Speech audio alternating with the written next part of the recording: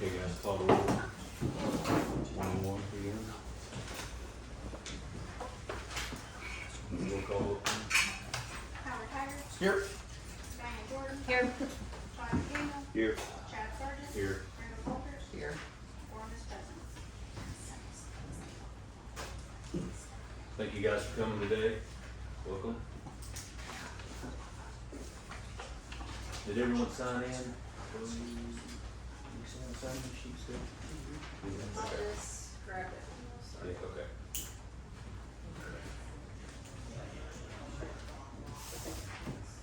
Okay, guys, let's go to item number 6, public comment.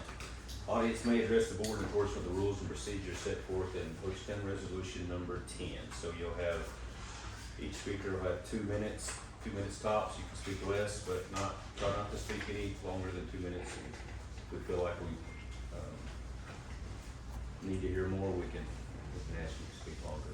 So let's try to keep it 2 minutes. Do we have speakers? Yes, our first one is Crystal for agenda items 25, 12, 15, 18, and 21. For 12, 15, 18, and 21, I'd like to speak during the public hearing portion of that. I just wanted to make sure it was noted because there wasn't a place for it. On item 25A2, the Board of County Commissioners versus the town of Hochatown, the documents show that that was dismissed with the exception of the clause that the dismissal didn't affect Hochatown's counterclaims against McCurtain County. It's my understanding from sources inside that this is about the hospital tax and trying to regain funds that should have been or could have been collected during the time when the stay was in place where nobody could collect taxes.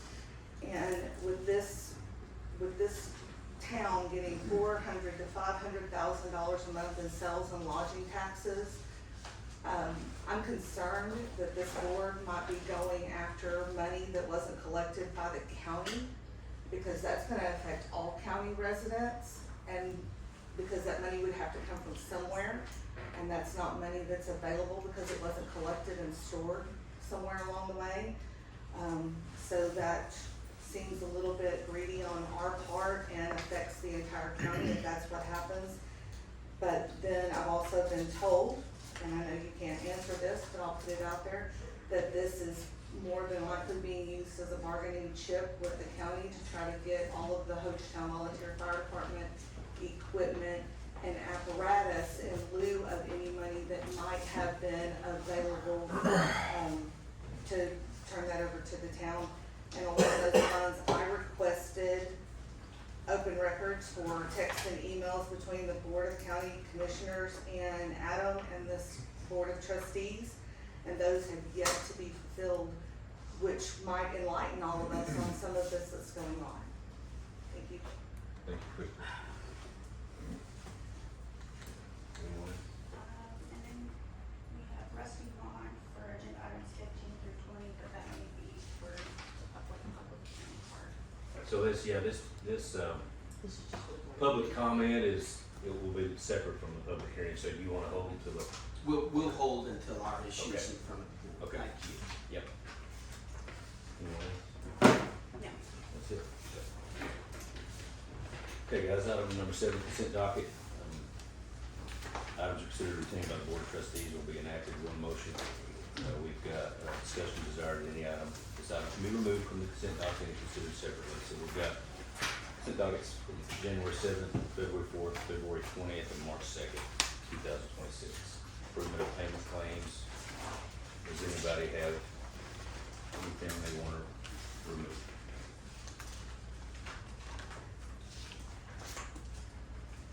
Chairman, I'd like to make a motion to approve the consent docket as presented to us today.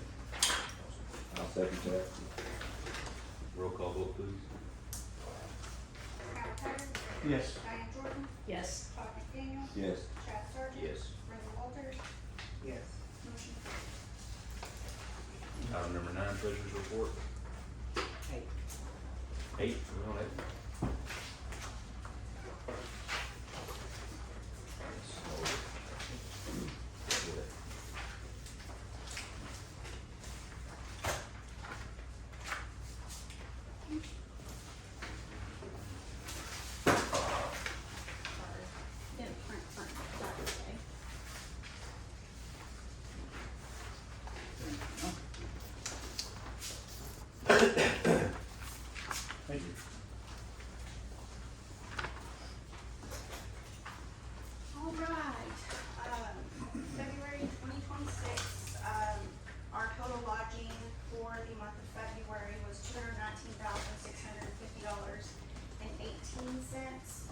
sales tax was at $365,009.48. Our use tax came at $9,084.11. Cigarette tax, $2,208.65. We did have some court revenue of $500. We did receive our quarterly, check from Choctaw Nation for $25,400. Our interest on the bank was $21,583.06. With our total income coming in $643,516.48. With our total debits coming at $277,445.40. So our net income was $366,071.08. We have a total of 12 first-time license and 1 renewal application. Our month-over-month trend, as you can see, we're down 8.48%,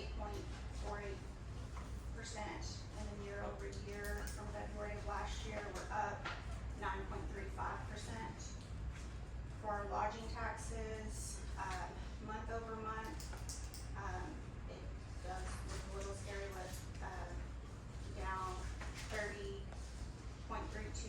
but remember, we had the ice storm. A lot of the county management people told people to stay home, so. And you also had, last year you had people paying like lump sums from being behind for, yeah, these are not really, But if you look at year-over-year, we're Right. up 30%. yeah. Memory's always bad. Okay.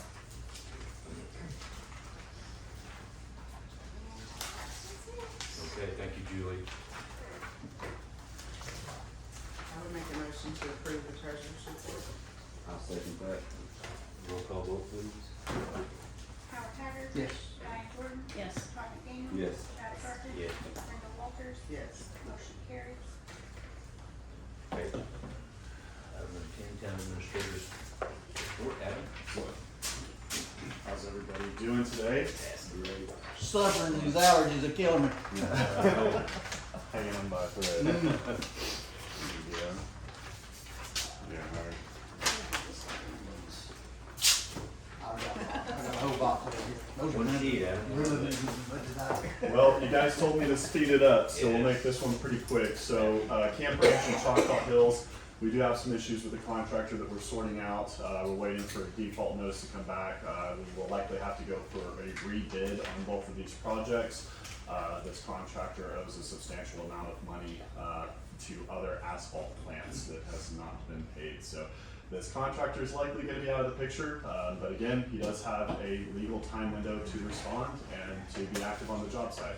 Otherwise, he will get replaced. So I want to say thank you to Liz she's not in here, but thank you to Liz for working with us on that. Moving forward from that, Old Hochatown Road, the design and engineering is almost complete. We have a bid launch date for March 16th. Moving forward from that, we've got spring break road maintenance push still ongoing today. Below, you'll see a list of the roads that have been graded. You'll see the roads that have been patched so far, and then the roads that have had dust control applied. So that's the progress that we've made thus far. Over the next week, we will have continued progress, so that list is going to continue to grow. Below that, we have earlier this month, the very beginning of this month, we had Amy Blackburn, who is the executive director of the Oklahoma Tourism Department, come for a visit. She met with Skip and myself and Chad and Todd. We got to talk to her about a number of ecotourism projects that we're working on here, and specifically our mountain biking trails project. She was a huge proponent for Hochatown, a huge advocate for us, and I think we have a very strong outlet. She also listed off a couple of different funding mechanisms that I wasn't aware of that we're going to start researching and pushing forward on identifying and applying for. We also attended as a group, myself, Skip, and Brenda here, and Chief Gilbert, as well as the Rural Water District board members, and then their new manager, Dusty. We all attended the ISO fire protection grading class in Midwest City.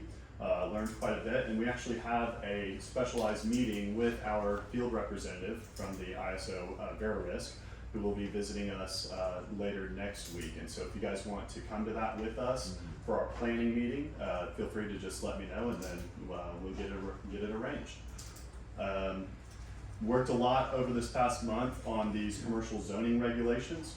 We had 2 planning commission meetings in February to collect input, make modifications. We had the public hearing, and then we even went up to the special board of trustees meeting as well to collect further input and to continue just kind of renovating and make sure that they reflect what's desired most for the community. Attended the Leadership Oklahoma Public Safety Preparedness and Wellness Conference with Brenda here. We actually got to network with a lot of emergency management directors from across the state. We got to actually even speak with a colonel from the National Guard and a number of other fire chiefs, police chiefs, and then even legislators that shared information about some policies that are going to be affecting public safety here coming up for this next session. Also, myself and Chad, we went up to the Capitol and we spoke on on various water bills protecting Oklahoma's natural resources. We even spoke on a couple of different funding opportunities through ORWA and OWRB. And then on top of that, we've had our public hearings over this last month as well, and then continued interviews for our 2 open job positions, which is building code inspector, code enforcement position, and then the administrative assistant to the town administrator. Great. Any questions? Good? Well, good, Al, thank you so much. Yep, thank you. Another busy month. It's busy. All right, let's move on to Chief Williamson.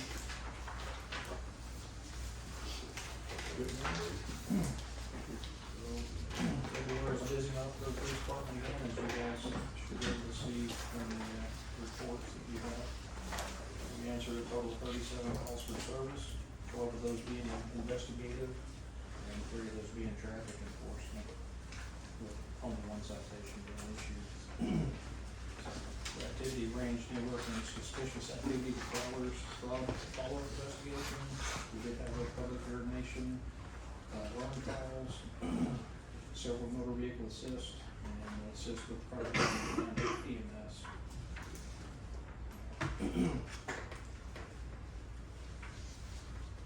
We did receive our drone from our grant award. We actually have it in battery. Can't believe we didn't leave it out so we can see it. It's in the case though. Right there beside you. So, working on getting our 107 paperwork sent off to the FAA to get licensed to operate it under the police department. Submitted a K-9 grant for $7,500, and we should, as long as funds are available, we'll receive that grant. How does that grant work? They have X amount of hours to award, and wherever you fall at in that line, as long as there's funds available, you'll receive it. Okay. Hopefully we'll be receiving the $7,500 to go towards our K-9. That being said, I received some information today that was disturbing that our K-9 vehicle up there probably not gonna fulfill their agreement. We're seeking bids from our other vendors that are on the state bid to get that. How long have they had that? Is that the vehicle or the outfit? The upfit, Yeah. the emergency equipment. Did they get any of it done? We have the vehicle. That's what I was gonna say. We have the vehicle, we just don't have the upfit, so we're looking at using our other vendors. That's all I have. All right. Appreciate it, Chief, thank you so much. Thanks, Chief. Chief Gilbert? I'll keep mine shorter than both of them. Pretty slow month for us. I think we had 23 calls all month, nothing crazy. We did a structure fire Sunday, but it fell under March. So, nothing at all really going on in February. We do have, hopefully we've secured a climber to climb the tower on Friday, weather dependent. If we can get that done on Fridays, then our repeater stuff will all be set up Friday afternoon. Good. Operational. Fingers crossed on the weather, that we can climb the tower Friday. Generator is installed today, it's running right now, they're gonna run for a couple hours to make sure everything works good. So as far as all of our stuff goes, we're checking all inboxes and getting everything done. Fantastic. Hey Chief, I've got a question about the generator. So is it gonna operate the cabin or is it gonna operate both Everything. structures? Everything that's on that property? Yeah. Okay, thank you. Yeah, so they hooked it all into the same meter, so everything runs off the same thing. Okay, So we're got the power unit. Nice. thank you. And then we did 3 interviews last week. They're all on the agenda for today. So pretty positive about all 3 of them. Other than that, I don't really have anything else. Thank you so much, appreciate it. It's going good.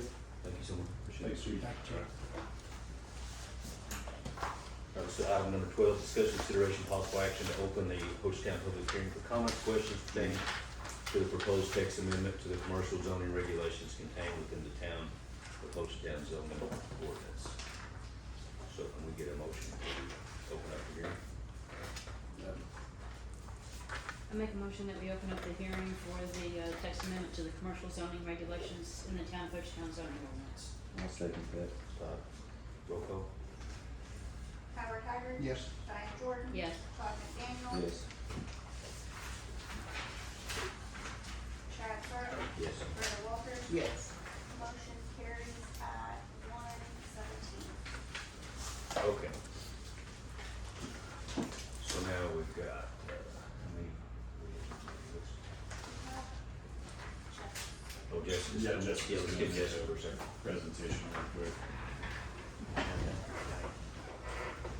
Looks like she's good. Can you, oh, hang on, we've gotta get the sound going, Jessica.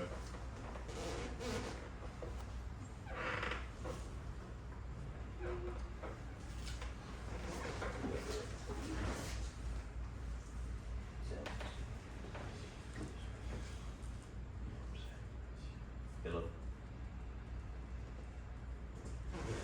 Is that on her end or our end? That's on the laptop. Can you hear us, Jessica? We can't hear you. We need to get her a erase board, dry erase board.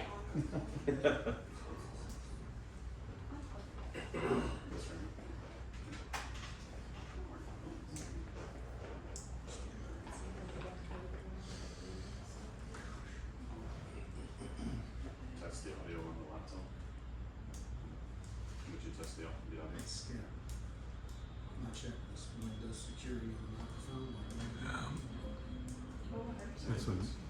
And I've been saying the HDMI is disconnected. I'm plugging it right back in. That should carry over. Yes, security for our screen. For some reason, like the video. Okay, Jessica, can you hear us? Disconnected. The microphone. Not here. Free sketch. Okay, are you ready? Oh, yeah. There we go. Great. It's a little smart. Yeah. Welcome back. Yeah. Okay. Okay, very good. It's, Echo's you wanna not try great. to reset it again? No, I can no, try to just, reset it to fix I'll move the. over there if I can. I can Okay. just do that. Is that any better? Oh, yeah, that's way better. Yeah. Okay, perfect. I changed my microphone. Okay. Nice. Okay. It's to see everyone again. So I've got a presentation just to go through, the revisions that were made, following our last meeting. So I'm gonna go ahead and share my screen. Can everybody see this? Yes. Yes, we can. Yes, okay. So this will be the same presentation I gave to the planning commission last week, so just going over everything, and then there was, one revision that the planning commission, had added at their last meeting, so I'll go ahead and note that. To go ahead and get started, so just as a refresher, this image is just giving you some context of what we're talking about with the, green space buffer yards in between residential and commercial. So our first one, and I'll go ahead and back up here, I've noted the code sections that I'm gonna be referencing up here, if you wanted to follow along in your, hard copies. Okay, so to start with the green space buffers, option one, last time we discussed, and I got some feedback that these, option 1 and 2 need to be beefed up.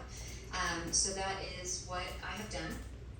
So we have added, evergreen shrubs, alternating on 3-foot centers in between trees for this option 1. And this is also in addition to the fence. So you've got that 25-foot landscape buffer, and I've also added a requirement that the fencing has to be on the interior side of the buffer. So that creates that, so if you're looking at this, you know, the commercial building would be on the other side of the fence, and then B here would actually be what's abutting your residential property line. So the neighbors are going to see the landscaping instead of just looking at a fence. So I do think that helps. Let's see. And then option number 2 for the green space buffers. So this was increased to 40 feet. And then you've got planting space to provide I've added language for a continuous opaque visual barrier all year round. So I do hope that that addition of that language really helps with the concerns that, you know, we may not have landscaping in the winter months. So that's why that was added. And then we have a continuous 6-foot tall evergreen shrubs spaced 5 feet on center. And so this was added to just ensure that we have that opaque visual barrier all year round. And if any, I added an option here, if any fencing is provided, that be, again, on the interior side of the buffer with a gate to allow for maintenance. If that gate is not there, it would be difficult to maintain the green space area. And, you know, we don't want to create a situation where you have to trespass onto a neighboring property to be able to maintain that green space area. And so option number 3 was We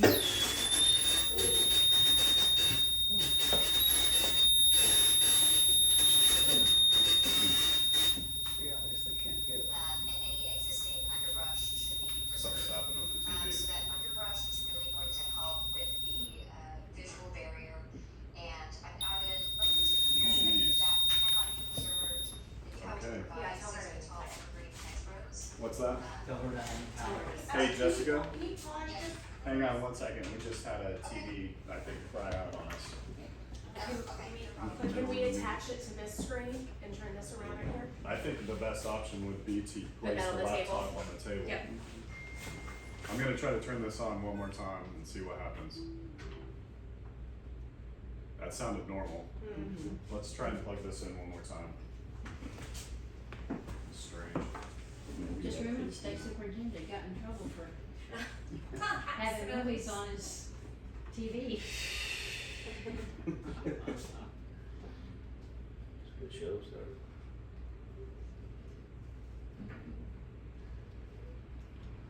All right. Okay, Jessica, can you hear us? I can, yes. Oh, Can you hear wow. me?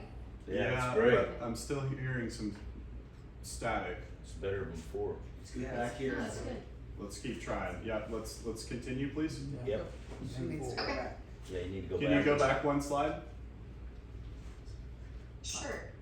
It might do it again, guys. It's still making that static sound. Okay, let's go ahead and play it from here, please. Okay, perfect. Okay, so green space buffer option number 2 is that was increased to 40 feet. You have no fencing requirement, and plantings are spaced to provide a continuous opaque visual barrier all year round.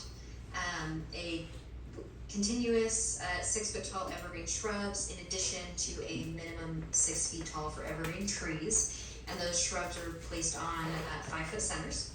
And then I added language in here that if fencing is provided, that will once again be on the interior side of the buffer with the gate. And then option number 3 for that green space buffer, that was increased to 50 feet and added language again for a continuous and all year round. And then I added that the existing underbrush shall be preserved, and that is really going to help with that opaque visual barrier goal. And then added requirements in here that if for some reason the underbrush cannot be preserved, then you have to provide evergreen hedgerows to be able to get that continuous opaque barrier. And then also just those other bullet points, language in here that, you know, if it's not achieved, then you have to add in evergreen trees or hedgerows to ensure that you have that continuous opaque visual barrier. And then again, if fencing is provided, it is on the inside of the barrier, or of the buffer. And then there was some discussion last time about maintenance. So I did add a section 20-7(1)(c) for maintenance requirements. So all of the text that is on this screen, so just kind of a summary of that was added. So maintenance is at the responsibility of the property owner. We have specific language in here that, plants need to remain viable and vigorous. If anything becomes damaged or diseased, it shall be promptly replaced as soon as natural conditions permit. And then those need to be replaced with similar planting types.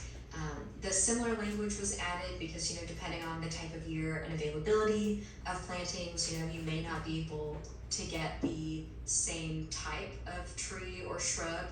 And so that is to allow flexibility so that the intent of the code is still met while, keeping in mind that depending on the time of year, some things may not be available. And then also added in language here that, no shrubs can be thinned or altered or cut in a way that prevents them from achieving the 6-foot height requirement for a continuous opaque visual barrier. Okay, and then on to the outdoor lighting sections.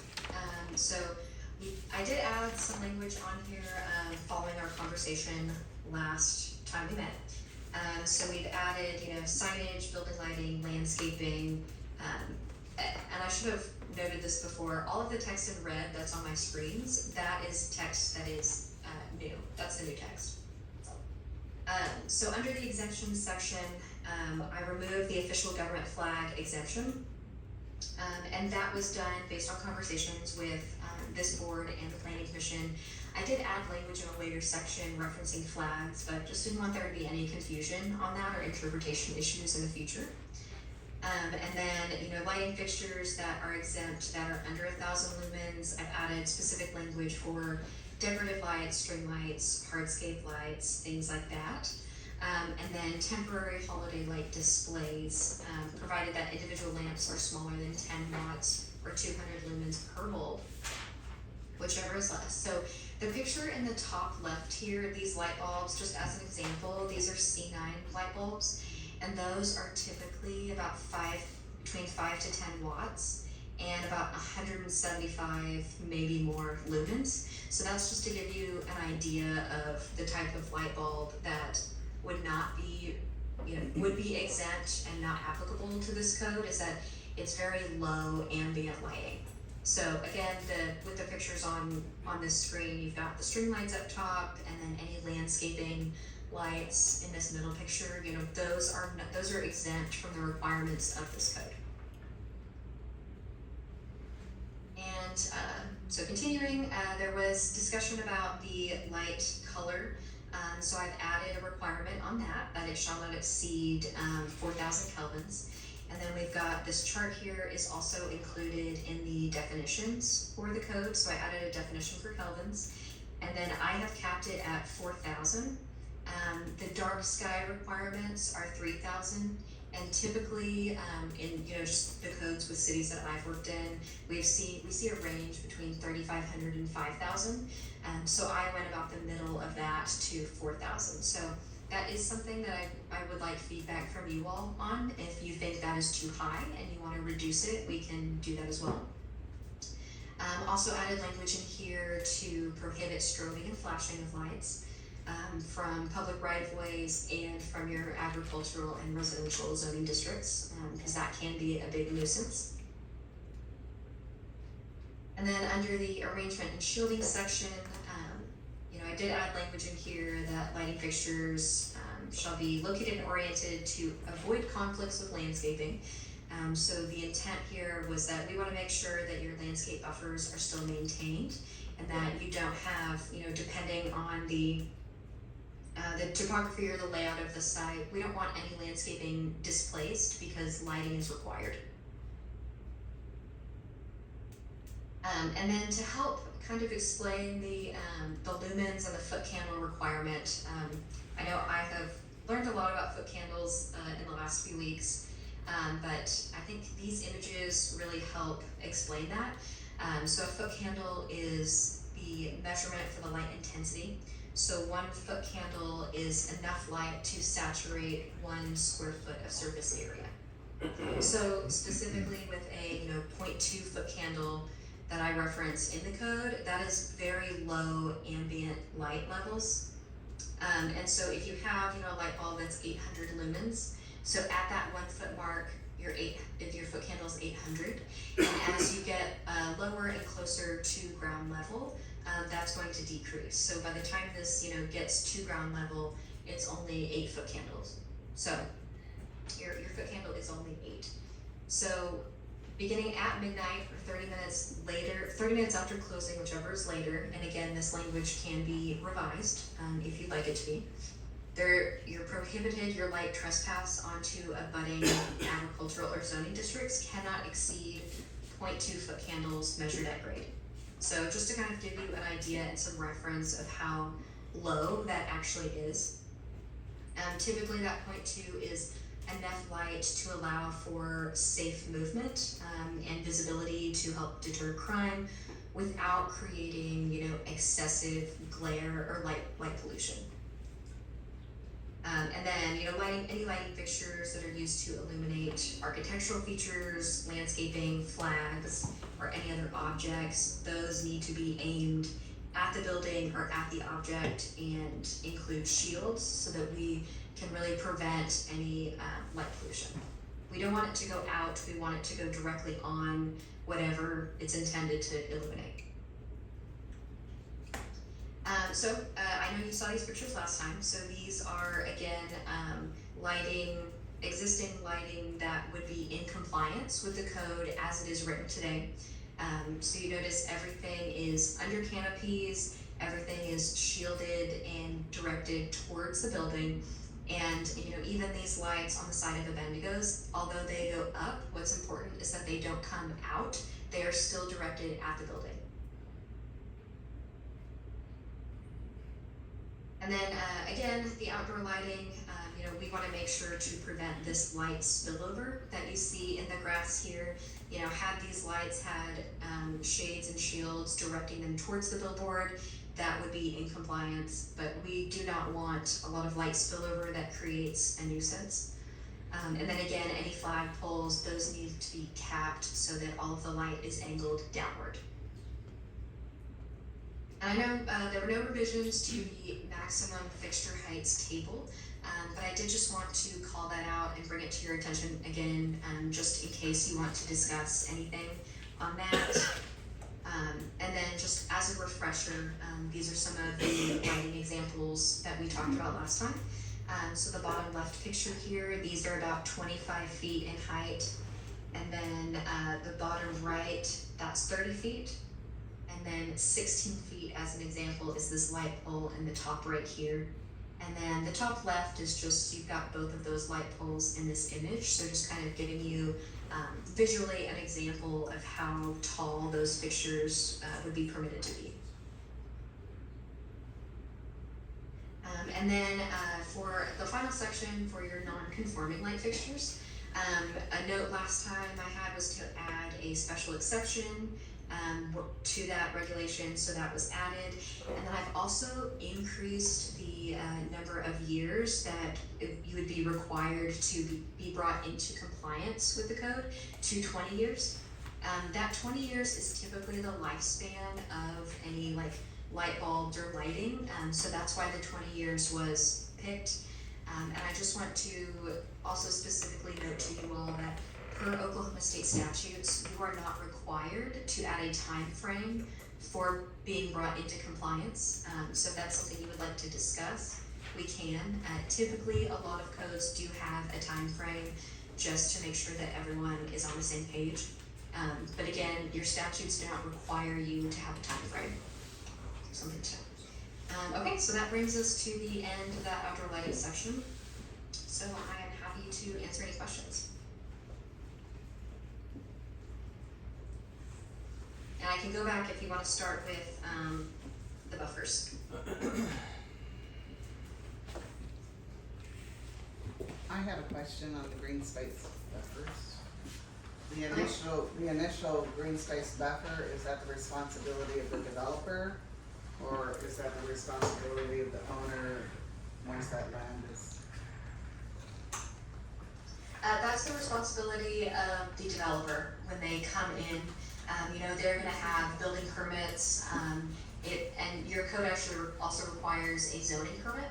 So even if your property is zoned, let's say it's zoned commercial today, but it's undeveloped, and I as the developer wanna come in and do a restaurant concept, I'm gonna have to submit a zoning permit to Adam, to the town, to just outline the use that I want. So I want a restaurant use, so I have to get a zoning permit to allow that use. And then when I come in for a building permit, I'm gonna be required to adhere to these regulations. So I have the option to pick, option 1, 2, or 3, whichever, I feel aligns best with my development concept.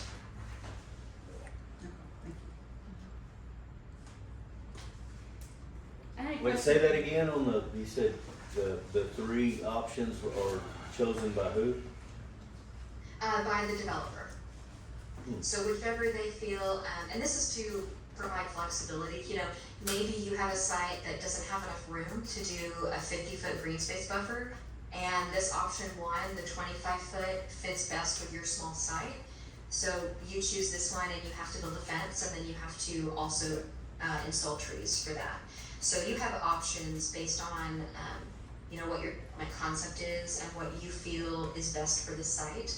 So option 1, 2, or 3. So you just have to meet one of these to be able to provide that green space buffer. Who makes that call, or I guess decides on the if these green space buffers are meet the requirements? Is that going to be a code enforcement, or who does that? Who makes that decision that says, okay, this is good enough? Yeah, so that's a great question. Whenever you come in with your building permit, so you'll have your plans. So this buffer should be shown on the plans, and then with the code that I'm also working on, the larger commercial code, that's going to also require a landscape plan with your building permit application. So when that comes in, you'll have a landscape plan so you can see where the trees are going to be planted, and then your inspector, whenever they are, and Adam, please correct me if I'm misspeaking, but your inspector is going to ensure that what is actually built was what was shown on the approved plans. That's correct. Yep, that's it. Fantastic. And then if that developer then sells to someone else, that new owner is then responsible for the maintenance of that buffer, correct? That is correct, unless they wanna come in and they wanna develop something else, and in that case, you'll have to get another zoning permit if it's a different use, and then you'll also have to apply for another building permit, if you're making any significant regulations, or significant changes. Are you good there? I had a question, Jessica. When we talk about the different plants, is there anything that describes what plants they are? Like, are we gonna allow palm trees? Are we trying to keep this, McCurtain County nature, that they have to be indigenous or native to this area or something? Is that included? That is a great question, so I'm gonna change to the maintenance section, so I do have in here that if anything needs to be replaced, it's similar planting type or native species. And as far as the specific types of trees, we do have, I've got evergreens in here, and if that is something, if you want to add like a tree species list that are preferred or even required, we can do that with the larger commercial code with the landscaping section. Or I'm happy, if you'd like it added to this, we can do that as well. But I think it's helpful to kind of keep that with your landscaping requirements, which may be separate from your green space buffer requirements. So I think what you're after is maybe a list of approved species, tree species for deciduous and evergreen trees that you'd like to see, if I'm understanding that correctly. Yes. Maybe, yeah, that'd be nice. Okay. Is that something that you would like added to this code section, or would you like to see that with the later commercial code? Well, we've already got listed evergreen plantings and, And we've got listed native. yes. I think we're good here. And what we're Okay. working on towards the That's- future would Yeah. enhance and add to Yeah. this right here. I gotta get my Okay, pawpaws in there. I'm definitely gonna make Yeah. a note to address that in the full commercial code that comes, later. And it just might be nice to get with Oklahoma Forestry Services or the OSU Tree Farm Yeah. and see what kind of trees they recommend for our area that we need. Yeah. There sure. are, I know OSU does have, kind of like a handbook online that has, trees that are preferred for different soil types. So I'm happy to pull that and reference that, for the code, and then I can also, whenever I send the draft, full commercial code, I can include that so that you all can review that as well. I think that's a good idea. Mhm. Okay. Absolutely. Okay. I've got a question on the compliance part, back when you only talk compliance when we're talking about lighting. The lighting, you said we don't necessarily have to have a time frame for existing to come within compliance, is that what I was understanding? That's correct. Per state statutes, you don't have to add a time frame. Many cities and towns in their code, they do add a time frame just to make sure that, you don't have any dilapidated structures with lighting that is really old. So again, we don't have to include a time frame, but typically we like to, just because, 20 years, your lifespan of, any lighting or light bulb it's going to need to be replaced anyway, which is why that 20 years, that's typically the lifespan, and that's why we chose that. But you are correct, per state statutes, you don't have to include a time frame. But So if you my don't question, include a time frame, then that would just mean, if you were, these other conditions would apply. So if you were coming in and you needed to apply for a building permit, zoning permit, special exception, or any other permit, you would be required to bring your site into compliance. okay, I understand that, but an existing business, existing something that's been here 30 years, may be here for another 30 years. Do we not ask them to come within compliance, or do we let them continue for the next 30 years and not come into compliance? Well, that's So I think that's where the time frame comes in. So if that So time we frame is ask them not to- there, you'd be correct that they are Okay. existing, Okay. non-conforming. So that's why that time frame is in there. And I understand any remodel or any change in existing, then they would have to come in compliance, but, Yes, on the yeah. exterior, not necessarily the interior. Okay. And there are provisions in the zoning code, for what triggers, additional permitting. Would this I don't know it not, off the top of my head, but would this coming into compliance, I only see it in the lighting section, would this not also, be part of the, green space for existing? I don't. that's correct. It would apply to the lighting, not necessarily the green space. So, any Okay. existing businesses, I don't know that you would want to require them to, now Just- add in just a trying to significant clarify. green space buffer. So that's gonna apply to any new development. Okay, just trying to clarify, okay. I think the question, That's a great question. yeah, question I have is, we institute these standards and we start moving forward, and then we have, let's just say we've got a handful of businesses that are built over the course of the next 5 to 8 years, and then we have a handful that are not up to these standards, and we want them to be.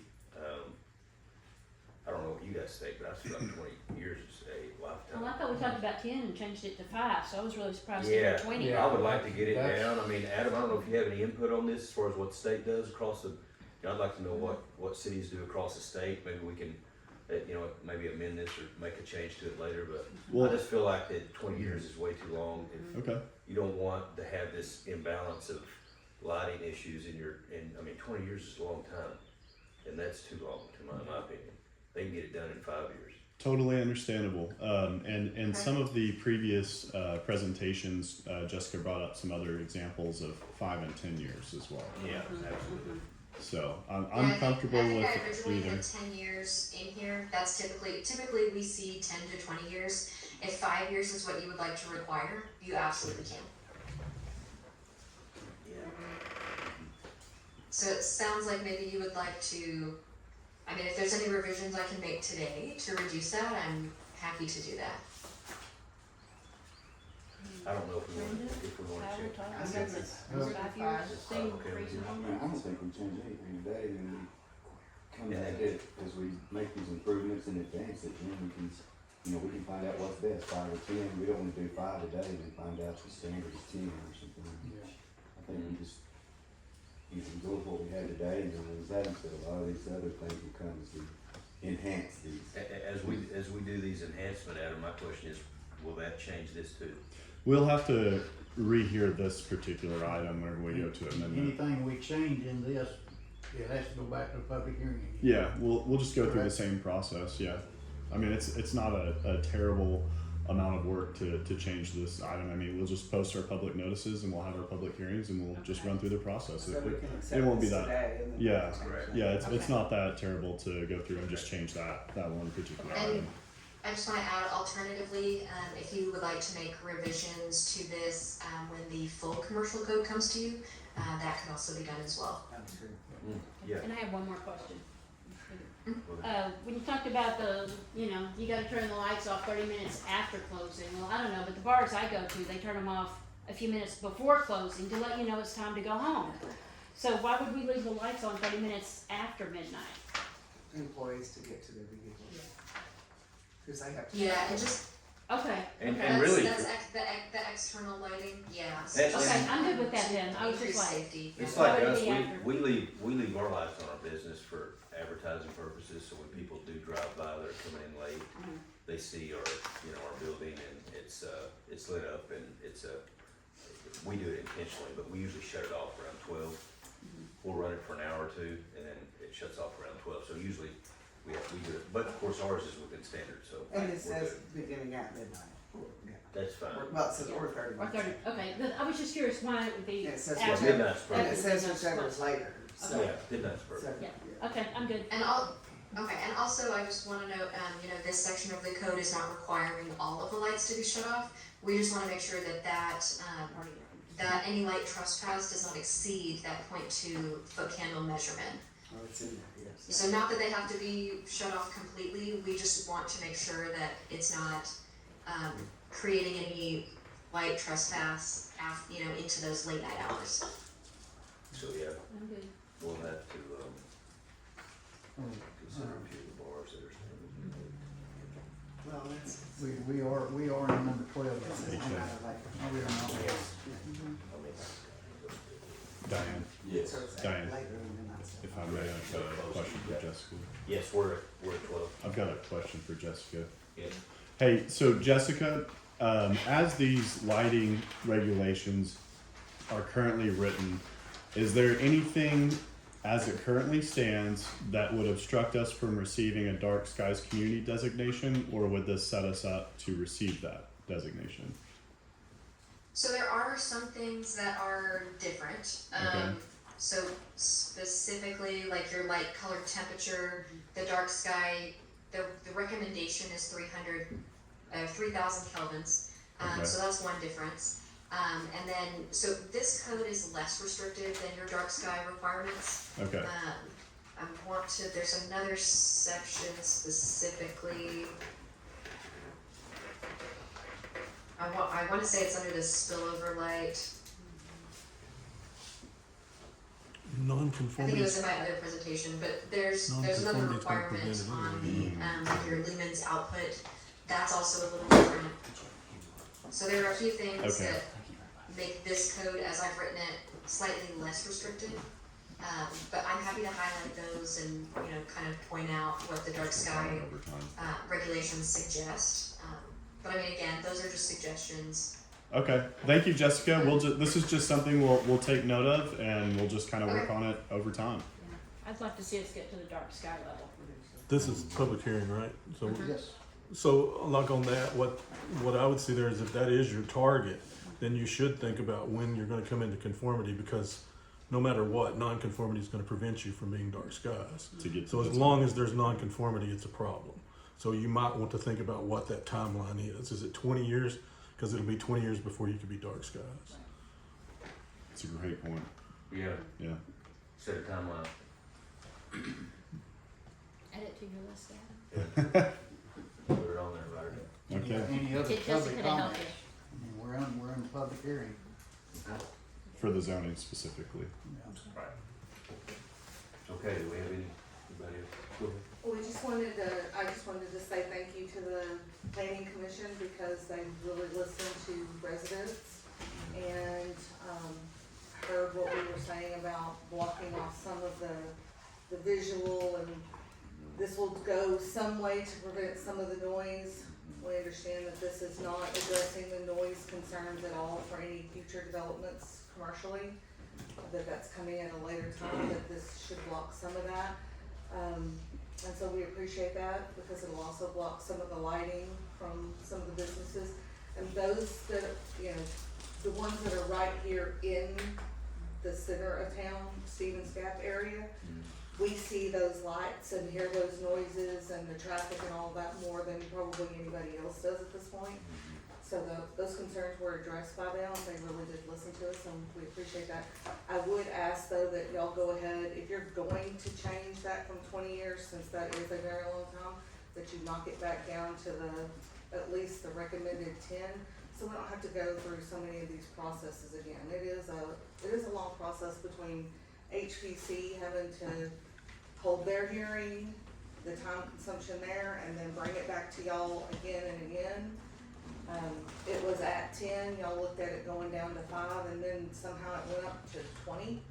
So if we are moving toward dark skies, which as a resident, I would really like to see us move toward dark skies. It is bright at night. We miss out on the stars that we used to be able to see. We'd like for y'all to consider dropping that down at this time rather than making us go through this entire process all over again. Thanks, Crystal.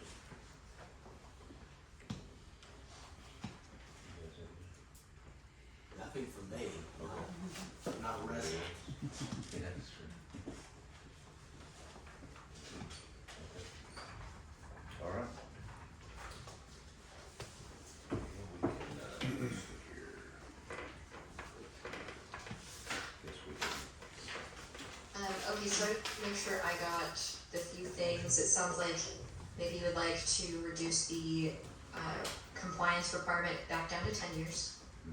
And would you like for me to, redline the code to, be in line with the dark sky requirements and not as less restrictive as how it is? We can have continued conversations about this at future planning commission meetings, Okay. unless you guys feel the need to address all of that right now at this point. I think we're good for now. Yeah, Okay, I think we're good. Thank you, though. yeah, we're good. thank you.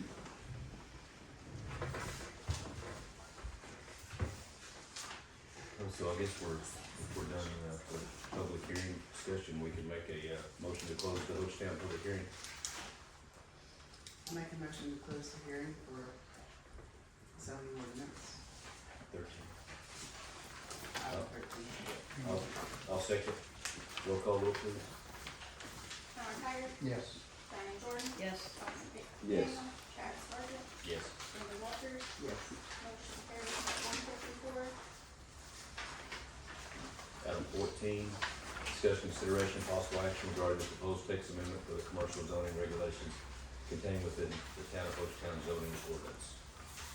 I make a motion, we approve the proposed text amendment to the commercial zoning regulations contained within the town of Hochatown zoning ordinance. Need a second? Second. Diane. Roll call vote, please. Howard Haggard, Yes. Diane Jordan, Yes. Todd McDaniel, Yes. Chad Sargent. Yes. Brenda Walters. Yes. Motion carries. Item 15, discussion, consideration, possible action to open the Hochatown public hearing for comments and questions pertaining to the request of Ponderosa Properties LLC to rezone approximately 12.395 acres of land out of a called 67.80 acres of land situated in the southeast corner of section 35 township Wait. 4. I'm sorry, I didn't mean to say that to you, Chad. Oh, no, Okay, range 24 east of the Indian Basin Meridian, Curtin County, Oklahoma. Particular described on Exhibit A, and to track 4 from its current residential designation to a commercial designation.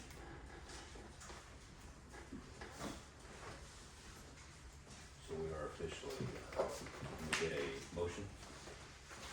I make a motion to open the Hochatown public hearing request of Ponderosa Properties LLC to rezone to commercial. Second. Roll call vote. Howard Hager. Yes. Diane Jordan. Yes. Todd McDaniel. Yes. Chad Sargent. Yes. Brenda Walters. Yes. Motion carries. It's open at 1:56.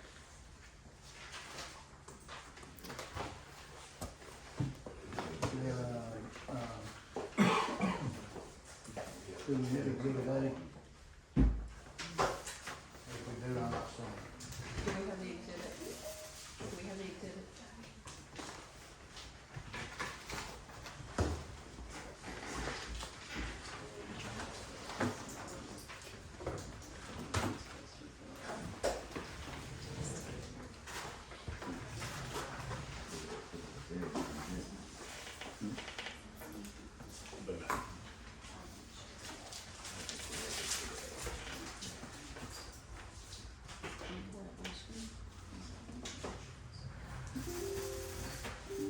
I've seen it before. I know, I've seen it before, I've already seen it.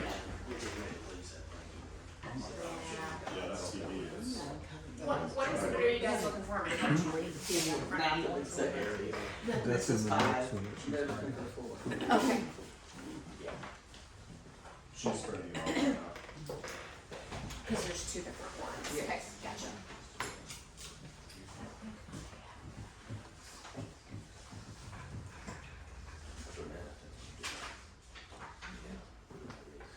I do have some comments. First one has a resolution. Yeah. Yes, sir.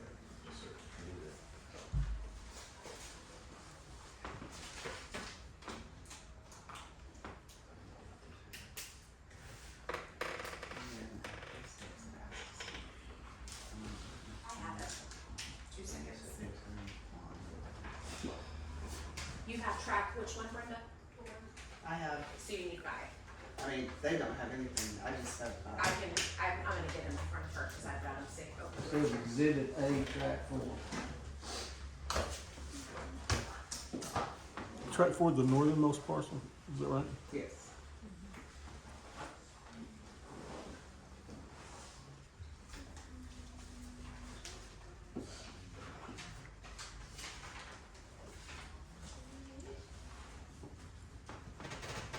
More of the one needs exhibit B.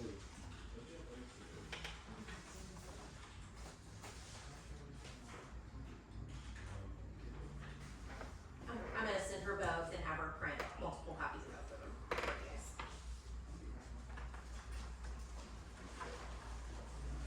Okay. I just sent 4 and 5 to you. And while we're waiting, can we, is there any, can we ask for further comment? All right.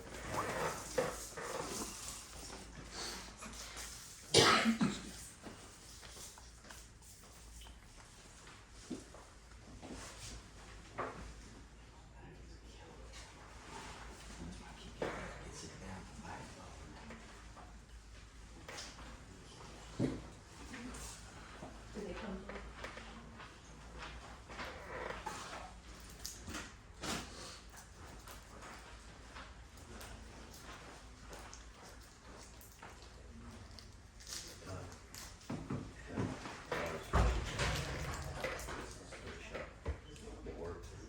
I ain't stood up, so I don't know.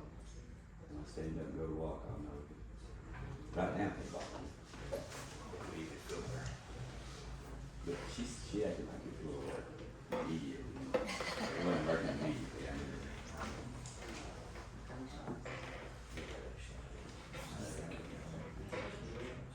I don't know what they actually gave me. I can give you some electric shock treatment. You try, yeah, anything. Are we we in the public hearing part right now? No. We're just waiting. Yeah, as soon as I get this copy, then we can. Well, I mean, all I want to do is not effective.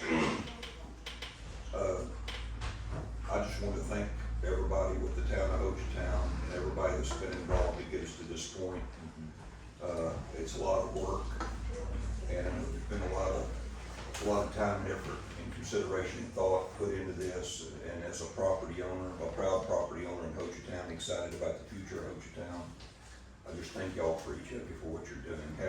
Having served on councils before myself in zoning and planning commissions, sometimes it can be a thankless job. So thank you for what you're doing. You're making it a better place, and I'm excited about the future of Hochatown. So thank you for that. Pardon my Thank you, voice. Russ. Appreciate it. You're right, sometimes it is a thankless job.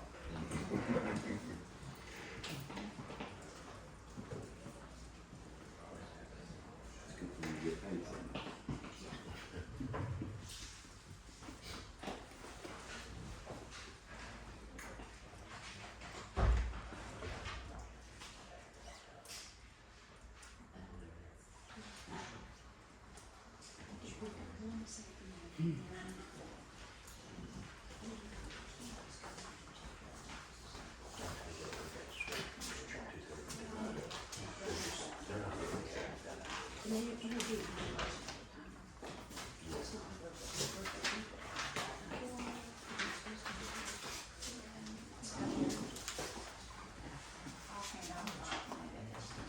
No, I've got 5.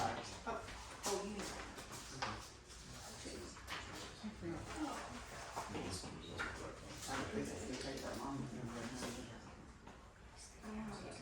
Oh, that's a good idea.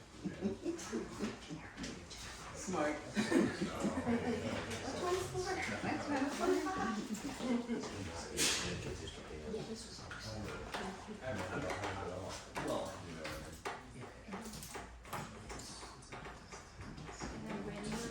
We've lost time. That was a bad motion.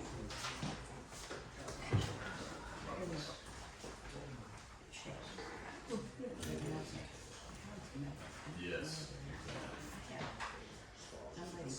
I know we're ready. Yes, are we waiting? Let's wait on that. I think it's going to go back. What questions do y'all have? I don't have any more questions, I've had all mine answered. Don, I think, Brenda.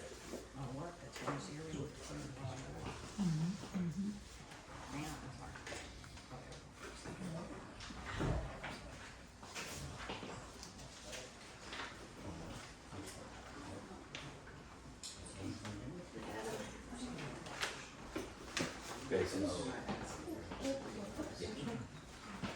hours back, does, you guys have anything you wanna say beyond? Just a brief statement. I just wanna make sure everybody's ready to go and everybody's in the room.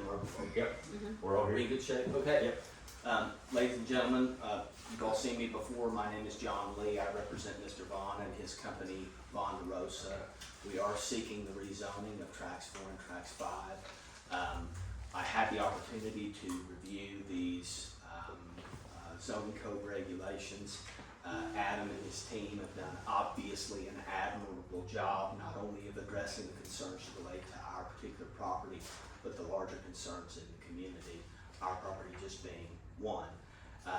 We certainly recognize that we are going to be bound by the zoning regulations as they've already been adopted. And so to the extent we have to do anything, we'll of course make sure the property's in compliance. Again, I appreciate all of the time and effort. Rusty said it pretty well himself, so I won't bore you with any more of my legal effervescence. And I would ask that the board go ahead and approve both track 4 and track 5 for a commercial zone classification. And of course, Ms. Walters, with all due respect, as of course you're an adjacent property owner, I would be remiss in my duties as a lawyer if I didn't ask you to recuse from the vote. Thank you. Thank you.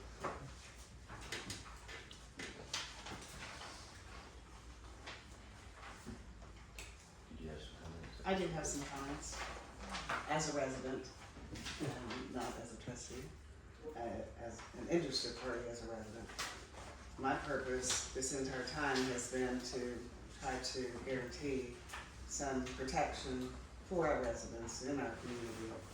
And in particular, of course, my property, but I want to remind everyone that there are 6 homes, residences within these 2 parcels. On the east side, you have my property, you have Gene Rector, you have David Angel. Gene Rector, David Angel have all lived here more than 40 years. On the south end, which would be Part 5, Act 5, it does just affect both me and Gene Rector. On the north side, you have Susan Fisher. The Fisher family has been here again for more than 40 years. And then on the west side, we have Louis Ferguson, who owns what originally was the Rooster Cogburn property, the Fighting Roosters. And then next to that, he also has a double-wide mobile home. You have the RV park that is there and has been there forever. I believe it's currently zoned residential. And then adjacent to that RV park, you have the home of Donna and Danny Perry. So we have several residences who surround this property. And my question is, will this green space buffer apply to all of those residential areas, including that RV park? That RV park is a monthly leased RV park, which has been pretty full for a number of years. They very seldom even have a nightly rental. I don't know that they offer a nightly rental. They'll offer a new monthly rental. Those are all already zoned residential, and I just want some assurance that that entire property will be subject to these green space barriers and the lighting buffer. So. Any side of the proposed property to be rezoned that abuts to a residentially zoned area will be required to abide by these recently passed regulations.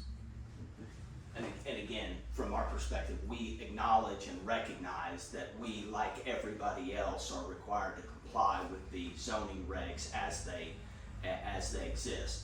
They apply universally, they can't be applied arbitrarily, and so we appreciate the fact that the board and Adam and his team have gone to the trouble and the effort to create a system that is universally applicable to this process.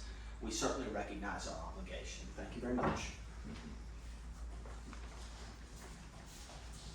Yeah, that answers the question. Okay. Any further comment? Chad, Yes, ma'am. this still hasn't really addressed the additional traffic that would be coming out onto Stevens Gap Road. There's been many concerns brought up about, can this be accessed and take it to 259? There had been some conversation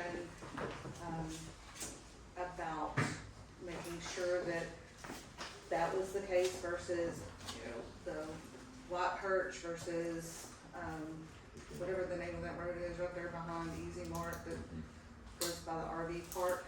And that's still a big concern for us because that does come out pretty close to where another neighborhood is, and it comes out near a curve. And even though whatever that traffic survey said was, at 35 miles an hour coming around that curve, there's plenty of stopping time.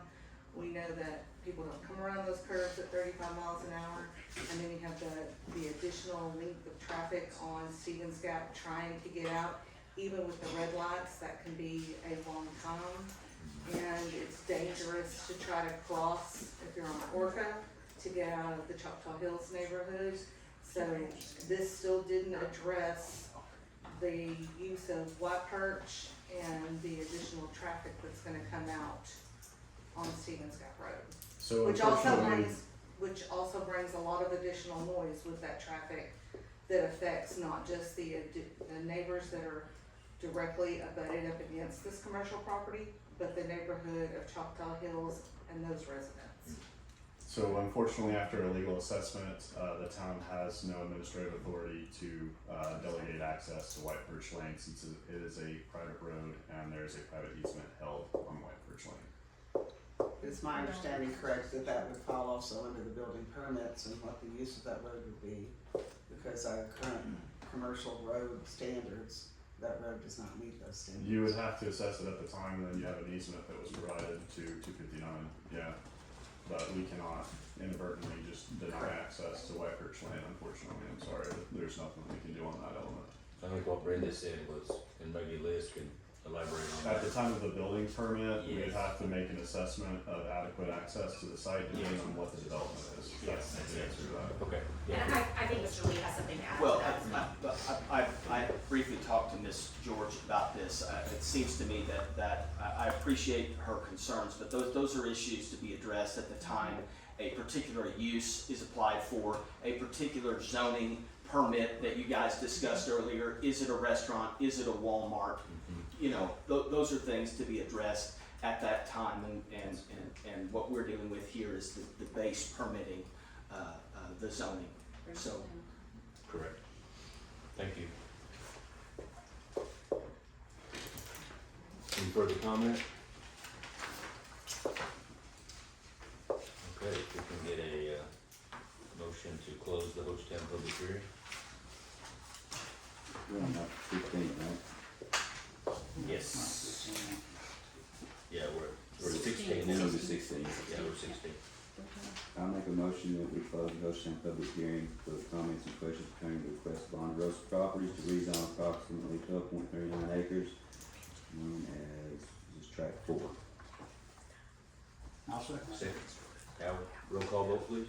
Howard Haggard. Yes. Diane Jordan. Yes. Todd McDaniel. Yes. Chad Sargent. Yes. Brenda Walters. Yes. Motion carries and closes at 2:12. Okay, guys, we're at 17, discussion consideration possible action regarding the request of Bonderosa Properties LLC to rezone approximately 12.395 acres of land out of so-called 67.80 acres of land situated in the southeast corner of section 35, township 4, south range 24, east of the Indian Basin Meridian, Curtin County, Oklahoma, particularly described on Exhibit A, here into tract 4 from its current residential designation to a commercial designation. You guys have a discussion or want to make a motion? Anybody else have more discussion? No discussion's none. Nothing We from us. discussed out. I would like to make a motion to, change the, designation from residential to commercial property on the, to commercial designation on the property listed in item 17 on the agenda. And I would just add to that, Howard, to make it clear, subject to the amended, subject to the amended commercial zoning regulations adopted today. Would you agree with that? Yes. Do I have to say that? So adopted. You agree. What she said.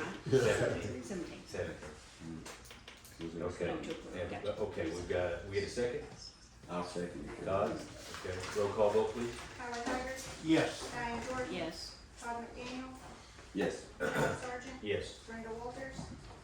Because of my adjoining property and because our own legal attorney did request me to recuse, I will recuse myself, sir, and abstain. Thank you. Do it. Reluctantly, but. Thank you. Motion carries.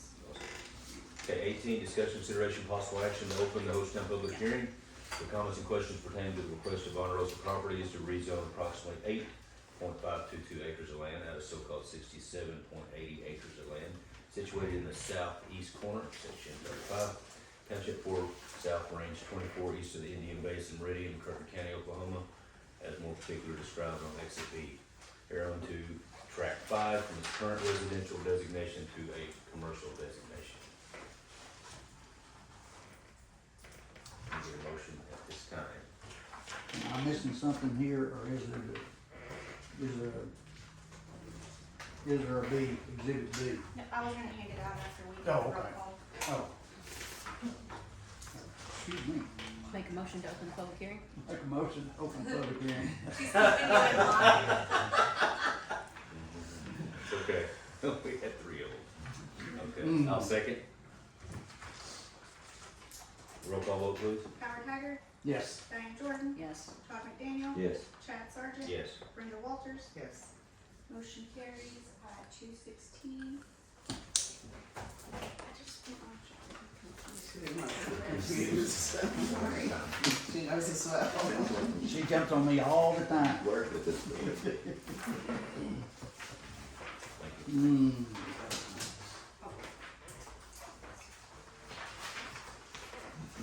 All you had to tell me was it down here. Mm. The applicant, are we open for public comment? The applicant, we are adopting all of my prior statements with regard to the other track. And again, acknowledging Ms. George's statement that this track will likewise be subject to the newly enacted zoning regulations. We would ask for the board's approval, subject to the new zoning ordinances. Thank you. Thank you. Oh, and Ms. Walters, once again, I would be remiss in my duties as a lawyer if I did not request that you recuse and abstain. Thank you. You know how much that wants me not to do that. I understand. I understand. Learning my personality. I understand. Yes, ma'am, but I must make the request. He's trying not to have malpractice. And not to play favorites, I would like to thank each of you for your time and efforts on 5, just like you did on 4. I don't want to play favorites between my 2 tracks, so thank you kindly for all your efforts. And again, I'd be remiss if I didn't say that I am really excited about the future of Hochatown. I'm tickled to death of having invested in this community prior to the reestablishment of Hochatown. And it's exciting times right now to see where we go. And when I say we, as an investor and someone committed in the area, I mean that as a we. I know I'm an outsider, okay, but I lead with my heart and my wallet when I come up here. So thank you for what you're doing and keep fighting the good fight. And as I can be of service to the community, as I have been in the past, wink wink, let me know. Thank you. Thank you. Any further discussion? If not, go ahead and, we get a motion to close the public hearing. I make a motion, we close the public hearing on Ponderosa Properties, track 5. Get a second. Second. Howard? I'll second that, yeah. Okay, roll call vote, please. Howard Haggard, Yes. Diane Jordan, Yes. Todd McDaniel, Yes. Chad Sargent, Yes. Brenda Walters. Yes. Motion carries at 2:19.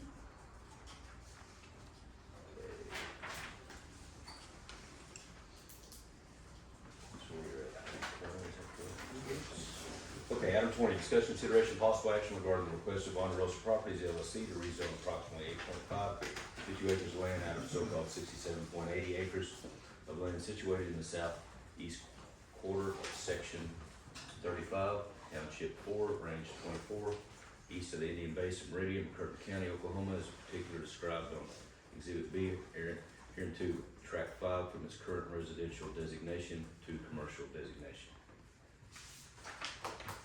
We don't have any discussion, we can get a motion. I make a motion to approve the request of Ponderosa Properties to rezone approximately 8.522 acres of land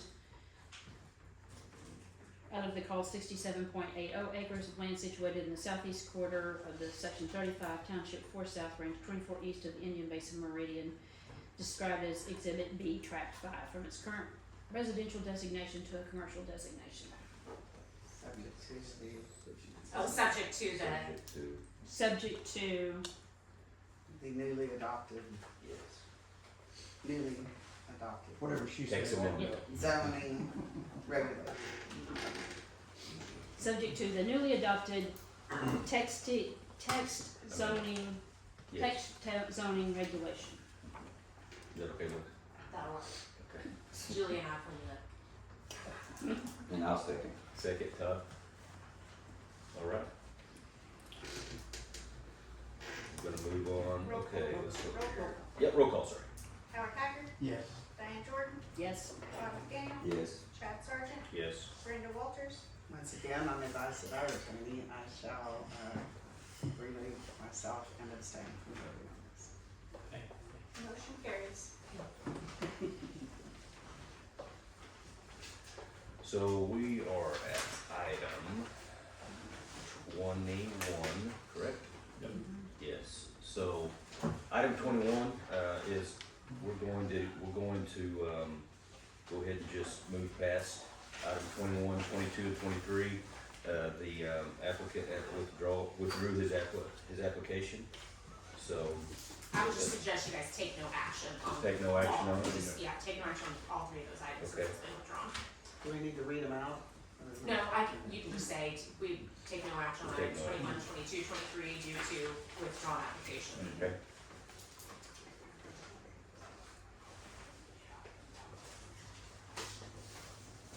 So we're taking no action on 21, 22, and 23. Okay, let's move on.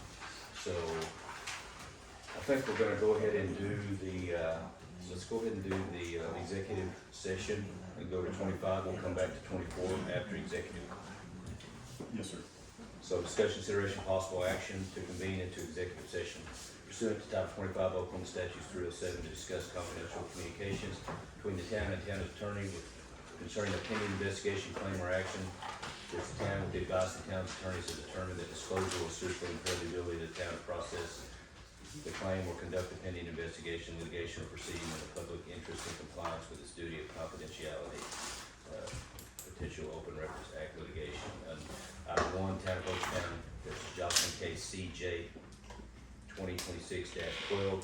Item 2, Board of County Commissioners versus Town of Hochatown CJ 2023-74. Item B, we'll do pursuant to Title 25 of Oklahoma Statute 307 for the purpose of discussing the purchase of appraisal of real property.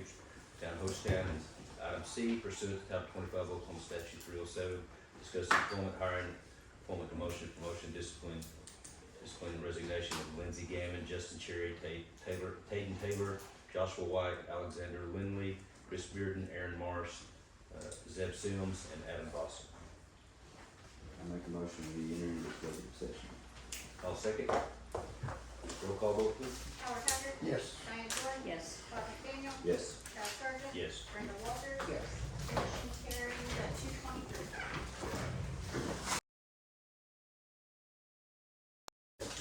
Okay. All right, guys, let's reconvene. It's 4:37. I'd like to make the motion we reconvene into open session. Yes. I'll second that. Roll call vote, please. Howard Haggard, Yes. Diane Jordan, Yes. Todd McDaniel, Yes. Chad Sargent, Yes. Brenda Walters, Yes. motion carries at 4:38. Okay, pursuant to Title 25 of Oklahoma Statutes 307B4 to discuss confidential communications between the town and town's attorney concerning a pending investigation, claim, or action in which the town, with the advice of the town's attorneys, has determined that disclosure will seriously impair the ability of the town to process the claim or conduct a pending investigation, litigation, or proceeding in the public interest in compliance with its duty of confidentiality, potential Open Records Act litigation. 3, Town of Hochatown versus Jocelyn case, number CJ 2026-12. And then, we've got 4, Board of County Commissioners versus Town of Hochatown CJ 2023-74. Part B on that would be pursuant to Title 25 of Oklahoma Statute 304 for the purpose of discussing the purchase or appraisal of real property for the Town of Hochatown. And section C is pursuant to Title 25 of Oklahoma Statute discussing employment, hiring, appointment, promotion, discipline, or resignation of Lindsey Gammon, Justin Cherry, Tayden Taylor, Joshua White, Alexander Lindley, Chris Bearden, Aaron Marsh, Zeb Sims, Adam Boston. No action was taken. Yeah, no action was taken. Okay. Item 28, discussion, consideration, possible action on any discussion from executive session. I would like to make the motion to authorize legal counsel to file additional litigation related to the open records requests made in connection with or related to CJ-2026-12 and approved determination by the board that open records requests submitted by Crystal Joslin do not qualify as new media under the Open Records Act and are subject to all applicable fees authorized under the Open Records Act. I'll second that motion. Howard. Roll call vote, please. Howard Haggard, Yes. Diane Jordan, Yes. Todd McDaniel, Yes. Chad Sargent, Yes. Brenda Walters, Yes. motion carried. I would like to make a motion to award the full amount of the performance bonus to our town administrator, provided by section 2.3 of our town administrator's contract. I'll second that motion. Need a roll call on that? Yep. Howard Haggard, Yes. Diane Jordan, Yes. Todd McDaniel, Yes. Chad Sargent, Yes. Brenda Walters, I'd like to make a motion to authorize, Sorry, You need a say vote. yes. You need a vote. You gotta say yes. Yes. Say yes. Of course he does, whatever. I'm ready to go. You're almost. Mm, All right, go ahead. I would like to make a motion to provide an offer of employment to Lindsay Gammon as administrative assistant to the town administrator at an hourly rate of $22 per hour plus benefits according to the town handbook, subject to completion of background checks and other requirements for her employment. There you go. Exactly. I'll second that. Roll call vote, please. Howard Haggard, yes. Diane Jordan, Yes. Todd McDaniel, Yes. Chad Sargent, Yes. Brenda Walters, Yes. motion carried. I would like to make a motion to authorize, make an offer to Justin Cherry for the position of building inspector and code enforcement officer, at a salary of $52,500 plus benefits according to the town handbook, subject to the completion of background checks prior to employment. I'll second that. Roll call vote, please. Howard Haggard, Yes. Diane Jordan, Yes. Todd McDaniel, Yes. Chad Sargent, Yes. Brenda Walters, Yes. motion carried. I'd like to make a motion to authorize the hiring of Tatum Taylor as a full-time police officer at an hourly rate of $25 per hour with benefits according to the town handbook, subject to completion of background checks and employment. In addition to that, he also would be filling a position as a volunteer fire department with pay accordance to the volunteer fire department handbook. I'll second that. Roll call vote, please. Howard Haggard, Yes. Diane Jordan, Yes. Todd McDaniel, Yes. Chad Sargent, Yes. Brenda Walters, Yes. motion carried. I would like to also make a motion to hire 3 additional firemen. Chris Bearden, firefighter at an hourly rate of $17 an hour. Alexander Lindley is a firefighter at a rate of $17 per hour. And Joshua White, firefighter at a rate of $17 per hour. Alexander Lindley would be required to, and Joshua White would still require pension physicals. Chris Bearden is already past those physicals and ready to go to work, subject to background checks. I'll second that. Roll call vote, please. Howard Haggard, Yes. Diane Jordan, Yes. Todd McDaniel, Yes. Chad Sargent, Yes. Brenda Walters, Yes. motion carried. I would like to make a motion to promote firefighter Aaron Marsh to captain with an increase in hourly rate to $21 per hour. I'll second that motion. Roll call vote, please. Howard Haggard, Yes. Diane Jordan, Yes. Todd McDaniel, Yes. Chad Sargent, Yes. Brenda Walters, Yes. motion carries. And I would finally like to make a motion to hire Zebulon Sims as a volunteer firefighter with pay accordance to the volunteer firefighter handbook.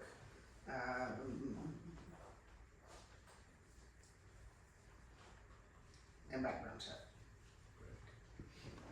Second. Roll call vote, please. Howard Hager, Yes. Diane Jordan, Yes. Todd McDaniel, Yes.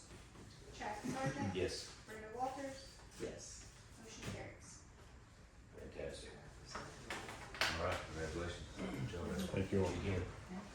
Okay, guys, item 29, the business any matter not known which. You gotta go back to the one item. 24. Oh, sorry. Yep. Forgot. About to wrap it up. Brenda, in a hurry. Oh, stay close. I'm late. Yeah. Which one All right, is it? 24. We need to go back to 24. 24. 24, okay. Discussion, consideration, possible action regarding the second addendum to lease agreement between One Hochatown Place LLC and the County of Hochatown to add approximately 2,400 square feet in the main building, former winery at a rate of $3,600 per month, including use of patio and back room for storage with the term coextensive with the current renewal term. Do we have a motion on this item? Take no action? Make a motion, take no action. No action. And I'll second that if we need it. No. We're gonna test every month. I know. We're We just never supposed to- got figured out whether we have or not. All right, now we're at, all right. 29. Is there any new business, any matter that known or which cannot have been foreseen? Any motion? No action.